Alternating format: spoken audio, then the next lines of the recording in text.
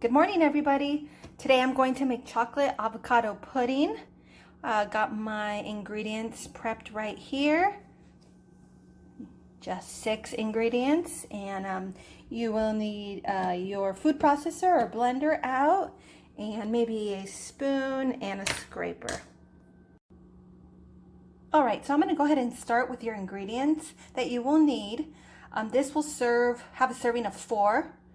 And so we're going to start out here with 2 ripe medium avocados, cut them up into chunks.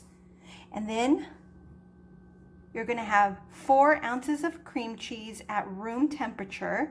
And I cut them up into blocks like this so I could easily put them in my food processor. And then you're going to have 2 tablespoons of any sweetener of your choice. I use organic stevia. Then you'll add 8 tablespoons of unsweetened cocoa powder. You'll do half a teaspoon of vanilla extract and a nice pinch of salt.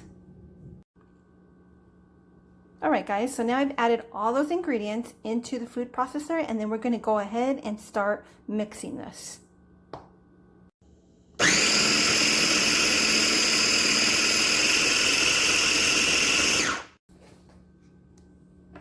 All right, guys, as you can see, it's getting mixed in there. Sometimes I do like to use a scraper and just mix it all around. Like get it off the sides of the edges and bring it back towards the middle, and then I'll just keep mixing it, okay? All right, you guys, there's the pudding. It is very, very good. It's really nutritious with the avocado in it. I go ahead and store it in these little Rubbermaid containers, keep it fresh, so I have the lid. And then I do take it out of this and put it in a cute little cup with a little bit of whipped cream when I'm ready to eat it. And there you have it, just little pudding cups. Put them in the fridge and then just pop out and eat and enjoy.